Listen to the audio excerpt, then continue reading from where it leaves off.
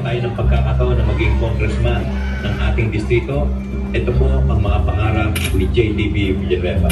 Gusto kong makita magdating ng panahon na yung dating lumang presinto 4 o police station 4 ay magiging ganito na.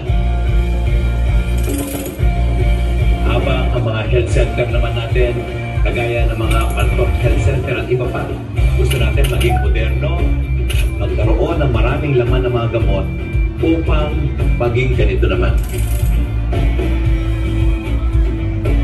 Madalas pong nagkakaroon ng sunog dito sa Sampaloc at ang mga fire trucks ay nakakalat lang kung saan-saan. Pangarap ng isang JTV na yung fire station natin dyan sa may Yeltan, sa may kanto ng A.H. Lacson ay maging moderno, maging tatlong palapag upang sa gayon ay matauhan ito ng mga bumbero natin at ang mga sasakyan ng mga fire truck ay mailagay ng maayos. Kaya ito ang ating pangarap para sa kanila.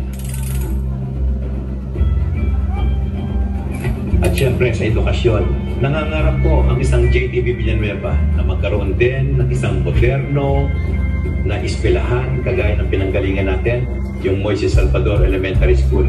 Kagaya ng ginawa ni Yorme Isko Moreno sa Albert Elementary School. Nangangarap tayo na maging ganito rin. Iba pa ang mga pampublikong eskwelahan kagaya ng aking pinanggalingan, kagaya nito.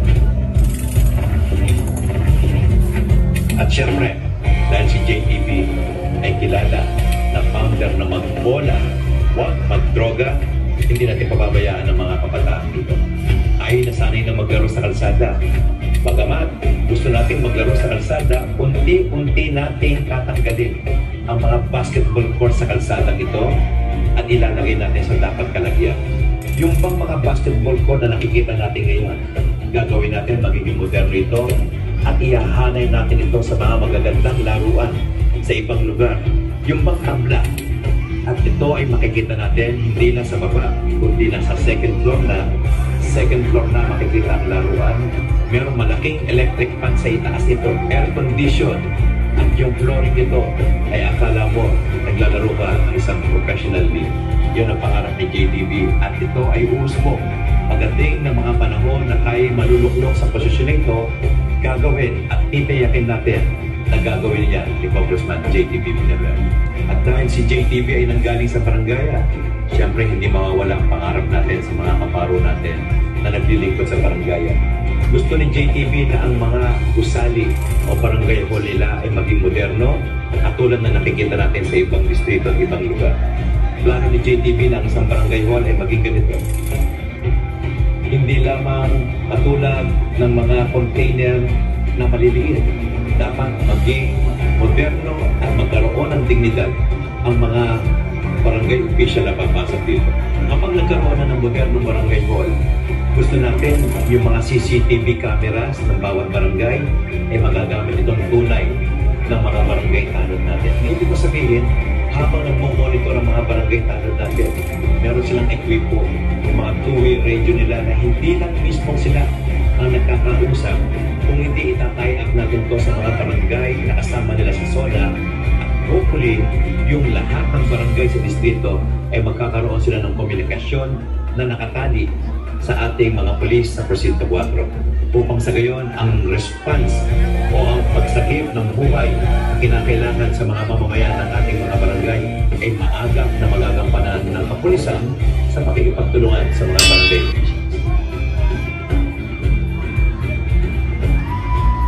Mga kababayan, ang susunod na kongresista ng Sampaloc, Maynila sa edad na 23, siya ay naging barangay kagawad sa loob ng 3 taon. Nanungkulan ng 3 termino bilang punong barangay sa loob ng 13 years at nagsilbing presidente ng mga punong barangay ng 5 taon. Sa kanyang mahusay na panunungkulan, pinagkatiwalaan ng mga Manilenyong maging konsehal ng lungsod noong 2016 hanggang sa kasalukuyan nagpakala ng napakaraming resolusyon at ordinansa kabilang ang pinakatanyag sa buong bansa na tawag ko, linis ko, proteksyon sa lahat ng LGBTQIA, ordinansa laban sa polusyon at kalinisan, mga manggagawa, minority at marami pang iba. Marami nang nagawa, mas marami pang magagawa ang Yorme's Choice ni Mayor Isko para sa Sampaloc Manila ang susunod na congressman ng Sampaloc. JTV Villanueva. Iba naman pagka Sampaloc dapat. Ang susunod na tagapagsalita ay nagmula sa hanay at naglingkod ng mahabang panahon sa baranggayan. Pinarangalan siya bilang Most Outstanding Councilor taong 2024 dahil sa napakaraming batas at panukalang naipasa sa konseho. Ang may advokasiyang magbola, wag magdroga! Ang handa ng maglingkod sa Kongreso, ang batang kalye ng Sampaloc, palakpakan po natin ang nangunguna na sa hanay ng mga congressman, ang numero 4, Congressman Joel JTV Villanueva. JTV tayo, Batang Sampaloc. Thank you, thank you. Magsiupo na kayo mga kasama. Maraming.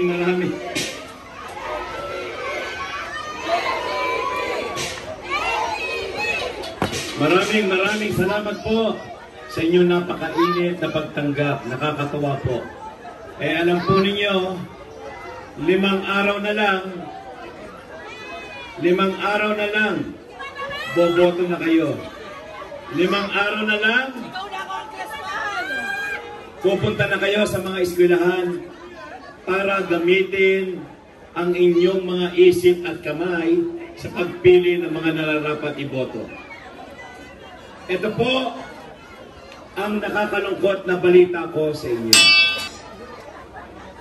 Sa June 30 po, ikinalulungkot kong ibalita sa inyo na yung opisina po ni JTV sa City Hall sa room 237 sa June 30 ay opisyal na pong magsasara.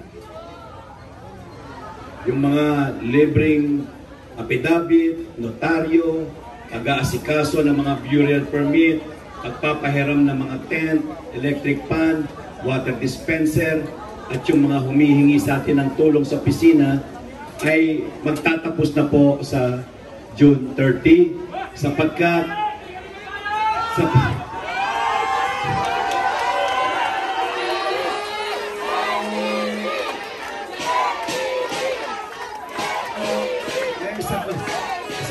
sa June 30 po, papalisin na po ko doon at may gagamit na ng opisina kong ibang konsihal. Pero wag po kayong malungkot, pansamantala lang po yun. Kasi pagdating po kinabukasan July 1, bubuksan ang opisina natin bilang bagong congressman ng Sampaloc, Manila.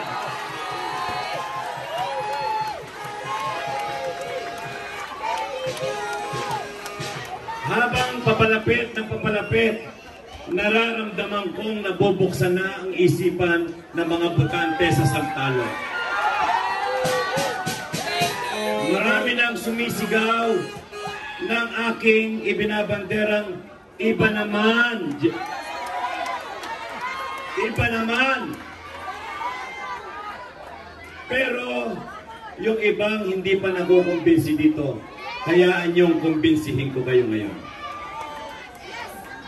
Nakita po ninyo na bago ako ipakilala, nakita ninyo sa may video wall ang punong-puno ng pangarap ng isang JTV Villanueva sa minamahal nating distrito. Wala po kayong nakita sa 4 na maglalaban na congressman na nagpapahayag ng parehas na pangarap ng ipinakita ko kanina na pinanood ninyo. Tama po ba? Ito na po ang pinakamahirap na laban ng isang JTV. Bakit? Sapagkat nung una kong takbo noong 2013, walang nakakakilala sa akin. Kaya ang ginamit kong paraan para magkaroon kayo ng interes sa akin, lahat ng poster ko may hawak akong bola. Upang pag naglalakad ako, sasabihin nila, si ano yun? Si Bola? Sino yun? Si JBT? Si JT? Si TBJ? Basta si Bola. Upang magkaroon kayo ng interes at mapansin ninyo ako, yun ang ginamit kong simbolo. Subalit hindi naging sapat ang panahon para magpakilala ko sa inyo. Natalo po ako ng 2013 bilang konsihal ninyo. Pagkatapos kong matalo, muli akong bumangon. May isang taong nagtiwala sa akin. 2016 elections. Ayoko nang tumakbo sapagkat wala akong pera. Ayaw na akong patakbuhin ang pamilya ko sapagkat masakit sa kanila. Subalit isang tao lang ang kumumbinsi sa akin. Itong ating Yorme Isko Moreno. Ang sabi niya sa akin, JTB, tumakbo ka uli. Ako, boss, pasensya na po. Tutulong na lang po ko. Mangangampanya na lang po ko. Hindi ko po kaya ang hirap ng kampanyahan sapagkat hindi naman po ko kakilala kagaya ng iba. Wala po akong pera. Pero ang sinabi niya lang sa akin, JTB, kaya ka tumakbo nung una sapagkat alam mong may magagawa ka. Opo. JTB, kaya ka tumakbo bilang konsihal sapagkat alam mo sa sarili mo na alam mo ang trabaho bilang konsihal. Opo, boss. JTB, naniniwala ka ba sa kanya? At sumenya siya ng ganon. At nung sumenya siya ng ganon, na naluluha ako, sinabi ko, opo, boss. Kung ganon, tumakbo ka uli at gaya ng ipinapangako ko sa iyo, mananalo kang konsihal. Noong 2016, tama si Yorme, nanalo nga akong konsihal. And the rest is history. Ikatlong termino ko na ngayon. Tatlong termino na si JTB. Lumalaban. At nung ako'y tumakbo, nakiusap ako sa inyo, pwede niyo bang pagbigyan si JTB? Sabi niyo, isasama ka namin. Naaawa kami sa iyo, pagbibigyan ka namin. Sinaydan ninyo ang pangalan ko kasama ng 5 pang mga konsihal na pinili ninyo. Pero ngayon, iba ang laban. 4 kami. Lahat ng ito ay nakatulong sa inyo. Lahat kaming kandidato ay nakatulong sa inyo. Napakahirap magdesisyon sa inyong mga botante kung sinong pipiliin ninyong isa na maging congressman ng Sampaloc, Manila. Kung sa mga oras na ito, hindi po ninyo ako kursunada. Pag nangyari yun, binoto ninyo ang kursunada ninyo, hindi nyo na ako masisita. Siya lang. Pero kung ako naman ang nakukursunadahan ninyo, sinaydan ninyo ang pangalan ko, hindi nyo na rin sila masisita. Ang ibig ko sabihin, bawat isa sa inyo ay boboto sa Lunes, tangan-tangan lamang ang isang boto sa inyo, sa bawat isa sa inyo. Sa pagkakataong ito, dapat maging mapanuri kayo. Iginagawa ang mga caucus na ito, itong meeting the advancing ito, hindi kayo nakikinig upang ma-entertain namin. Hindi.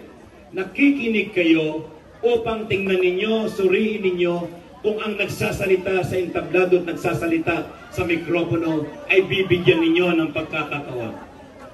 Ngayon, eto ako ngayon, umaharap. Nalulungkot ako sapagkat sa atin sa Sampaloc, nababagalan ako, nakukulangan ako sa mga proyekto. At ilalahad ko sa inyo ito. Tama po ba ang pinakita ni JTB kanina ng ating Presinto 4? Ang itsura nito, dekada 80-90 magpahanggang ngayon, ay nanatiling ganun pa rin. Tama ba? May nabago ba sa Presinto 4 natin? Yan ang mukha ng peace and order sa Sampaloc. Parang walang nag-iisip, walang nangangarap na baguhin ito. Ngayon nyo lang narinig na merong isang JTB nakikita yan bilang isang batang kalye na nadadaanan ko. Parang walang nag-iisip na pagandahin o ilipat ito at gawin itong moderno kagaya ng nangyari sa ibang distrito. Pumunta ka sa may SM San Lazaro. Pagpunta mo doon, paglabas mo, makikita mo Police Station 3. Bago, moderno, salamin, air condition, 3 palapag, at sa likod nitong bagong Police Station 3, meron pang elevator. Tama, mali? Bakit napagawa ng congressman nila doon? Isang kanto mula dito, makikita ninyo ang Paraiso o Andalusia, yung kanilang palaruan doon. Yung basketball court nasa baba lang, pinagiba ng congressman nila doon. At nung nagiba, after ilang buwan, 3 palapag na ang basketball court nasa may 3rd floor tabla, 2nd floor indoor swimming pool, at yung ilalim may mga opisina, may mga paradahan ng mga sasakyan at ng mga motorsiklo. Bakit napagawa ng congressman nila doon? Sa may harapan nitong Paraiso, makikita ninyo ngayon ang pinakamagandang public library sa lungsod ng Maynila, ang Pugoso Library. Air condition, with internet and wifi, libre kape, kaya ang mga estudyante na numbalik ang tiwala sa pampublikong aklatan na ginawa ng kanilang congressman doon. Pumunta ka sa Tondo 1, Tondo 2, sa District 3, 5 and 6, halos lahat ng kanilang health center bago na giniba, 2-3 palapag, air condition, may paradahan ng mga nurse, may paradahan ng mga doktor. Kaya pag pumunta ka doon, nakangiti ng mga nurses at mga doktor. Habang sa atin, pag pumunta ka sa mga health center natin, lalo na sa ospital ng Sampalo, laging nakasimangot at kayo'y sisimangutan kapag humarap kayo sa kanila. Tama? Basketball court, sus Marioso. Mapapasana all ka na lang. Akala mo, nandun ka sa may Araneta Coliseum, akala mo nasa Ninoy Aquino Stadium ka, mga barangay basketball court sa ibang distrito, inayos na, nasa ikalawang palapag na, may malaking electric pan, yung parang sa mga simbahan, maayos na maayos. Barangay hall, iisang mukha, walang container, tapos mayroong semento, iba-ibang kulay, parang hindi na-unite ang mga tao sa ating distrito.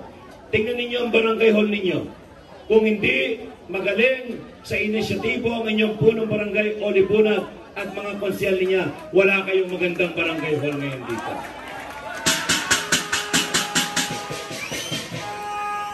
Hindi ba mas maganda kung makikita ninyo ito, tinulungan ng congressman nyo ang inyong barangay at naging maganda? Mapamaraan lang eh. Mapamaraan lang. Kung hindi naging mapamaraan ang inyong leader, wala kayong barangay hall na ganito. Palakpakan natin si Chairman Oli Bunag at inyong mga opisyon. JTV, bakit ba binabanggit mo yung mga ginagawa sa ibang distrito? Meron ka bang pinariringgan? Galit ka ba sa nakaupong congressman natin sa Sampalo? Hindi po. Hindi po. Kaibigan ko po yan. Mentor ko po yan. Ang sinasabi ko ay upang mabuksan ninyong isipan at ma-realize ninyo na mabagal, kulang sa vision, kulang sa pangarap ang ating nakaupo ngayon. Sorry to say this. Sa mga supporter niya dito, pagpasensya ninyo, medyo masakit sa tenga ito kapag nakakarinig kayo ng ganito. Pero kampanyahan ito. Ito ang true essence and spirit ng campaign. Tingnan ninyo. Tatanungin ko kayong lahat dito. Bibigyan ko kayo ng 5 segundo. Ipikit ang inyong mga mata at isipin ninyo ang ating kapaligiran. Kung meron kayong nakitang ipinagawa na ikinarangan ninyo na bago, moderno at umusbong sa mga paligid ninyo mga gusali na ipinagawa sa loob ng 9 na taon. Bibilang ako ng 5, isipin ninyo. 1, 2, 3, 4, 5. Dito may naalala kayo? Dito may naalala kayo? Dito may naalala kayo? Yan lang barangay hall ninyo. Salamat at magandang pwesto. Palakpakan din natin si Chairman Alan at mga opisyalis nila. Pero hindi yan pinagawa. Diyan kayo nag-oopisina. JTV, tama, sumagot kami ng wala. Kung sumagot kayo ng wala, bakit ganitong sitwasyon ngayon? Hindi ba ang kasalukuyan nating congressman, pinatakbo niya ang kanyang asawa bilang kapalit niya? Tama, mali? At kung nakaharap niyo na at napakinggan niyo na ang kanyang asawa sa mga patawag nito, hindi hubat ang narinig lang ninyo palagi ay itong mga katagang ito. Tulungan niyo po ako, itutuloy ko po, itutuloy ko po, itutuloy ko po ang ginagawa ng aking asawang congressman. Tama, mali? Kung sinasabi niyang itutuloy at tinanong ko kayong lahat dito kung may natatandaan kayong napagawa sa nakalipas sa 9 na taon at sinabi niyong wala, anong itutuloy niya kung sinasabi niyong wala? Itutuloy ang pag-uwi sa Makati. Tama ba? Ang sagot niyo, oo nga, wala kaming naalala. Anong itutuloy ang sinasabi nila? Gayong sumasagot kayong wala kayong naalala. Parang hindi natin mai-connect. Ano pa? Ang posisyon ng congressman, dapat ang dinadala natin doon, hindi pinilit tumakbo. Dapat yung kandidato, kusang loob, gusto niyang tumakbo kasi gusto niyang manalo, kasi alam niya ang trabaho doon. Hindi pwede tayong magdala ng kandidato na pinilit lang na tumakbo at wala sa puso nito ang maglingkod sa bayan. Tignan ninyo, congressman, makakasama niya ang 300 plus congressman sa buong bansa. Hindi ho ba tayo nung nag-aaral tayo, pagka-graduate natin, pag nag-apply tayo ng trabaho, hindi ka naman mag-a-apply agad ng manager o supervisor sapagkat kagagraduate mo lang at wala ka pang experience? Kapag bago kang graduate, nag-apply ka ng manager, sasabihin sa'yo na nag-i-interview, meron po kayong experience? Ay, wala pa po, kagagraduate lang po eh. Sige, tatawagan na lang kita. Pero kapag ang nag-a-apply, may experience ka na ba? Opo. 5 years po ako sa Jollibee, 10 years po ako sa McDonald's at meron pong pribadong kumpanya, nagtrabaho rin po ako for another 5 years. 20 years ka na nag-experience ng manager. So, opo. Sige, tanggap ka na. Ayusin mo lang yung mga dokumento. Bakit sa Kongreso? Bakit sa Kongreso merong mag-a-apply at pag tinanong mo, meron ka bang karanasan in terms of public service? Ang sagot, wala. Never been naging kagawad, hindi naging chairman, hindi naging konsihal, at ang tangan-tangan lamang niya sa resume, ako'y asawa ng kasalukuyang congressman. Real talk. Yun lang ang tangan niya. Ako, naging barangay kagawad ako sa edad na 23. Naging barangay chairman ako sa edad na 26. At naging konsihal ninyo ko sa loob ng 9 na taon. Madali bang maging kagawad? Hindi. Madali bang maging barangay chairman? Hindi. Ang lugar ko sa Sampaloc, sa barangay 438, nung kapanahonan ko nung akong chairman sa edad na 26, magulo ang barangay ko. Maraming adik, maraming sugarol, maraming manginginom, maraming pasaway. Pero nung kinuha kong posisyon na ito, hindi ako naglalaro, inayos ko ang mga bagay na ito. Ang dali lang maging chairman kung tutusin. Kung alam mo ang trabaho mo. Maglalakad lang ako sa barangay ko. Pagpasok ko, itong bahay na ito, may 2 gumagamit dito. Itong bahay na ito, pamilya ng chismosa. Itong bahay na ito, manginginom. Itong bahay na ito, ang hiling mag-video kay kahit alauna na madaling araw. At dahil na-identify ko ang mga problema at kilala kong mga residente ko, I identify the problems and I find the solutions. Dahil meron ditong gumagamit, pinatawag ko sa barangay hall, kinausap ko at tinulungan ko ang problema pala nila, walang trabaho, hinanapan ko sila ng trabaho at nung nabigyan ko ng trabaho, tumigil sila sa kanilang bisyo. Yung mga manginginom naman, bawal ang inom sa kalye. Pero pag birthday mo may okasyon, pwede. Chairman, okay lang naman maliit ang bahay. Oo nga, nag-i-enjoy kayo. Pero ang kapitbahay ninyo hindi nag-i-enjoy. May trabaho, may nag-aaral, may senior citizen natutulog. Kaya walang inuman sa kalye. Papayagan ko lang kayo kapag may okasyon sa inyo. Kaya yun ang aking naging pamantayan. Ang ibig ko sabihin, tumakbo kong barangay chairman, alam ko ang trabaho nito. Tumakbo ko ng konsihal, alam ko ang trabaho nito, gawaan ng batas. At ano naman ang mga nagawa mong batas, JTV, bilang konsihal sa loob ng mahigit na taon. Ano mga batas, JTV? Tayo pong nakapag-akda ng mga sumusunod na batas. Unang-una, tapat ko, linis ko ordinance, zoning ordinance, anti-vandalism ordinance, protection and discipline hours ordinance, protection and anti-discrimination ordinance against LGBTQI, modified muffler noise regulation ordinance at ordinansa nagbibigay ng monthly allowance sa mga senior citizen, solo parent at mga PWDs. Ang nag-akda nito ay konsihal ninyo sa Sampaloc, Maynila, walang iba kung hindi si Joel JTV Villanueva. Tumatakbo ko ngayong congressman ninyo dahil alam ko ganun din ang trabaho ng congressman kagaya ng ginagawa ko nung konsihal ako. Isang makakapagpabago ng isip na sa oras na ito'y hindi niyo pa gusto si JTV. Tingnan po ninyo ito. Basta bukas lang ang isipan ninyo, diwa ha? At kung tatanggap kayo ng paliwanag. Humihingi ako ng pagkakataon sa inyo.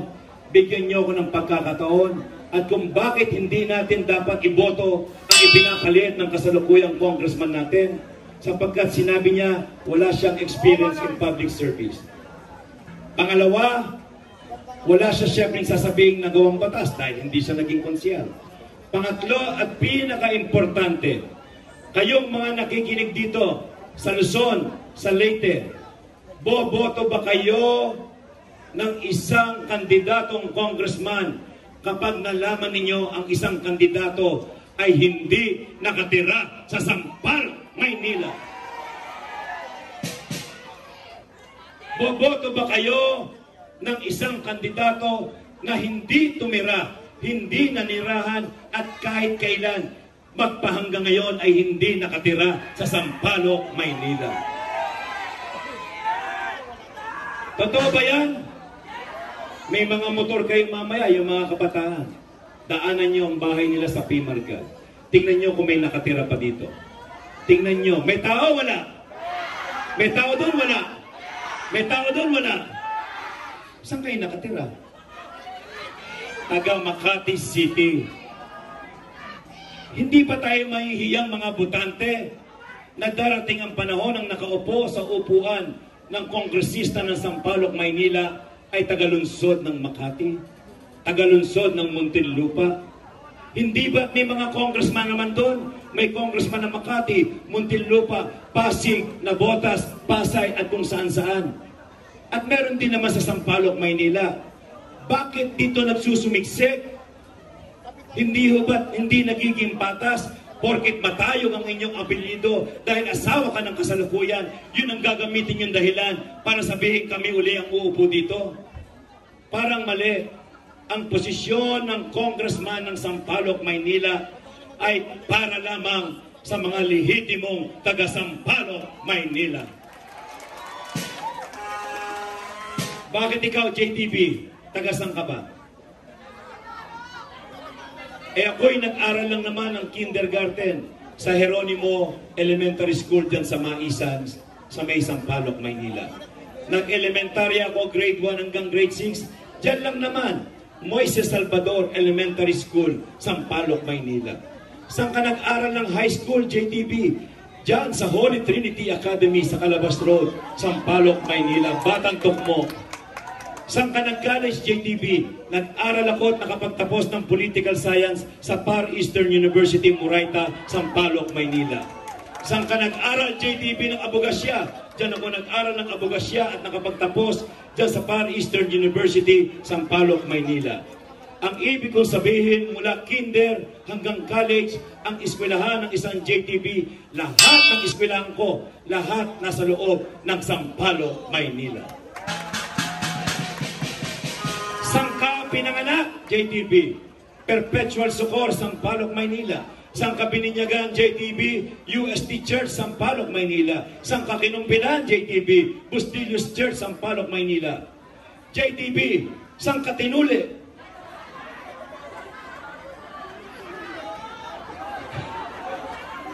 Biruin mo ng bata ko, kinakantsawan ako ng mga kalaro ko, support, support, support, support. Di pumunta ako kinabukasan, dalawa lang ang tulian dito sa Sampaloc noon. Pag gusto mo ng pokpok, diyan ka sabay tabi ng Riles. Pag gusto mo ng gunting, diyan ka kay Dr. Yuson, sabay balik-balik. Tama, mali? Bakit mo kinikwento yan? Sapagkat pag tinanong ninyo kung marami akong alaala ng aking kabataan magpahanggang ngayon, na ako'y maraming napuntan at dito ako lumaki. Sino ba sa apat na tumatakbong congressman ang madalas ninyong nakikitang kumakain dyan sa may Gerardo, dyan sa may Bisayan? Sino kaya sa kanila ang kaya ang ginagawa ni JTB na ang sinusubo kong kutsara dyan sa may Tapsilugan dyan ay sinubo rin ng mga taong nagbebenta ng, ng kalakal, pagbubuti, tricycle driver, huhugasan lang yun, sasabunin at lalagay doon at gagamitin din ni JTB. Walang kaangas-angas, hindi nadidire. At kung anong iniinom ng tubig doon sa media, iinumin ko yan hanggat malamig. Hindi mineral water. Kung anong iniinom ninyo, iniinom din ni JTB Villanueva. Ngayon, yung iba'y nabubulagan pa. Mas gusto ninyo ng isang kandidatong ipalit ninyo sa kasalukuyan, gayong alam ninyo na walang kahandaan, pinilit lamang at higit sa lahat, hindi nakatira sa Sampaloc, Maynila, kinakampanya nyo pa.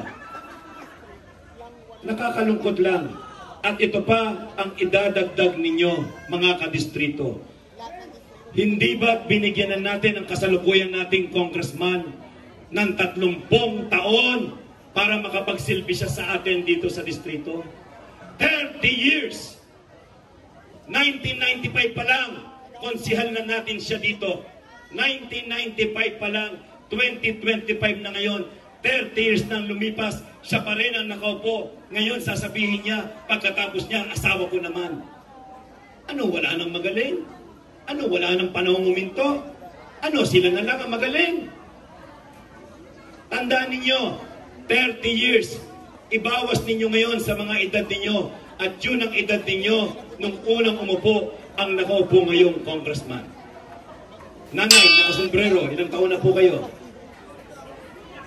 60, 66, minus 30 years. 36 years old pa lang kayo, konsihal na natin si Edward Maceda. Sexy pa kayo nun. Marami pang sumisipol sa inyo nun. Yun ang totoo. Oh, si tatay, tay, yan yung mga pati ang buhok. Tay, si Mayor Lim. Ilang taon na kayo ngayon? 61 minus 30, 31 pa lang kayo nun. 31, malakas na malakas pa kayo. Madalas pa kayong tumambay diyan sa Pink Elephant at saka sa Salaginto sa may Santa Mesa. At kung may pera kayo, nakakapunta kayo sa Discovery. Pero 30 years na talaga. Taga Sampaloc talaga. Pero hindi ako nakapasok doon, wala tayong pera. Sa mga bata dito, ng edad 20, 25 pababa. Sino yun? Taas ang kamay. Hindi pa kayo ipinapanganak noon, konsihal na natin si Edward Maceda. Hindi pa magkakilala ang nanay at tatay mo, konsihal na natin si Edward Maceda. Ngayon, 30 years na. 30 years na. At parang napakadali, ito namang asawa ko ang ipapalit ko sa akin. Si JTB, 25 years in public service. 16 years sa barangayan, 3 taon bilang kagawad, 13 taon bilang chairman, at 9 na taon bilang konsyal. Hindi ko pa sinasama nung ako'y nag-aaral ng abogasya, kung saan akong pinili ng mga kasama ko, mga kamag-aral sa law school bilang presidente nila ng student council. Anong meron sa taong ito? Bakit ito lagi ang pinipili nilang leader? Bakit ako ang inihalal ng mga kapwa ko punong barangay bilang presidente nila? Hindi ko rin alam. Anong katangian meron si JTB na siya ang pinipili ng kapwa niya leader para pamunuan sila? Ayokong buhatin ang aking upuan. Pero inilahat ko na po sa inyo. Kung wala kayong natatandaan ng mga gusali na inaitayo sa loob ng 9 years, ano ang natatandaan ninyo sa nakalipas na 9 na taon? Ayuda, AIX, AKAP at Tupad. Piruin ninyo, mag-e-eleksyon na. Nakakagulat, ang daming pilahan doon. Bigay ng form. Pirma ng pirma si chairman. Ano ba yan? Hindi, meron po chairman. Pirma. Biglang bumaha ng ayuda. Pero tatanungin ko kayo lahat, gusto ko sumagot kayo ng totoo. Taas ang kamay ng mga nandito ngayon ang hindi nakakatanggap ng AIX, AKAP at Tupad na yan. Mag-ingay nga!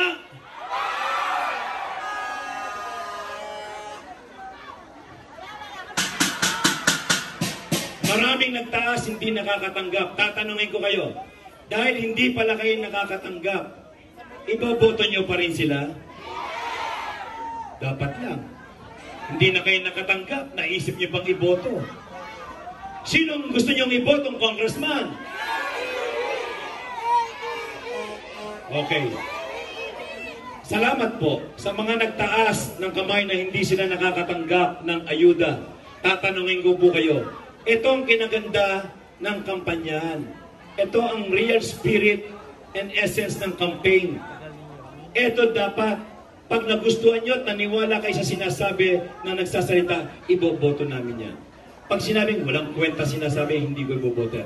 Tatanungin ko kayo, bago ako magsalita ng aking gagawin, sino ang mga nagtaas kanina? Nagtaas kayo. Ano ang dahilan bakit hindi kayo nabibigyan ng AIX, AKAP at TUPAD?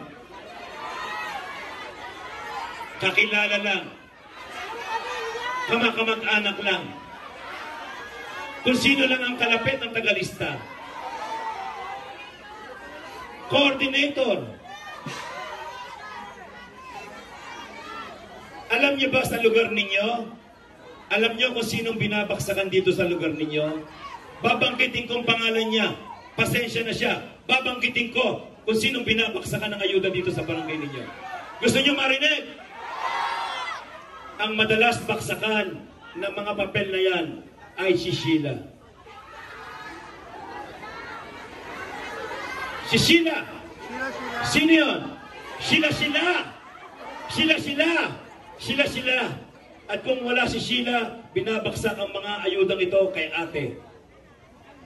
Hati ang labanan. Tama? Ngayon, umiingay kayo. Nabubuksan ang isipan nyo, mali nga nangyayari naman talaga eh. O sapagkat itong nangyayari, coordinator kita, coordinator kita, leader kita, barangay official ka. Hindi ko nila lahat ng barangay official sapagkat may mga kilala akong talaga namang ipinamimigay ng tama. Pero ang nangyayari ngayon, kapag kagalit niya yung chairman, kagaya ni Chairman Oli, kanino ibinabaksak ang ayuda sa kakampi nilang barangay official? At kapag binaksak dito ang 50 tupad, 100 tupad, ang mamimili ng pagbibigyan yung barangay official, coordinator o leader niya. At dahil siyang binaksakan, asahan mo, kapag hindi mo kadikit yung binaksakan nilang leader, supervisor, barangay official, hindi ka na makakatanggap. Tama? Asahan mo, yung binaksakan leader, coordinator, barangay official, nito, ang uunahin niya, yung kamag-anak niya, kasamahan niya sa bahay.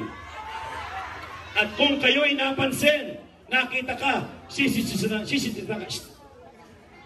Huwag kang maingay, ha? Bibigyan kita. Pilapan mo na. At pinilapan mo naman nagmamadali. Nung ibinalik mo na yung papel, sabi sa'yo, may 2,000 ka dito. Bakit ganun? 7 yan na. Ayaw mo. Eh kung ayaw ko, ibibigay ko sa kanya, payag siya. Sige, okay na rin ako, 2,000. Di ba ganun ang nangyayari ngayon? Tanong sa inyo, alam nyo palang ganun ang nangyayari. Eh bakit ang sinasabi nila pag nagpapatawag sila, itutuloy ko po ang ginagawa ng aking asawa. Ibig sabihin, pag sila uli, itutuloy uli yung ginagawang yun? Opo. Ibig sabihin, pag sila uli, ibabaksak uli ang ayuda sa mga leader, coordinator, barangay official na malapit sa kanila? Opo. Ngayon, tatanungin ko kayo, ano ang gusto ninyo? Itutuloy o babaguhin natin ang maling sistema? JTB, narinig na namin, ano naman ang gagawin mo pag ikaw ng congressman? Yung bang gusto niyo marinig sa akin? Pag ako na ang congressman ninyo, napagtagumpayan natin ang laban na ito, sisiguraduhin ko, titiyakin ko, wawakasanan natin, tutundukanan natin ang maling sistema, umiiral na yan.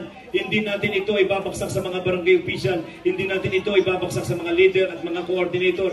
Kung hindi, ang ayuda ay ide-diretso natin, diretso sa tao, diretso sa pintuan nyo, at walang hati-hati, walang sila-sila. Yan ang magiging panahon ni Congressman JTB Villanueva.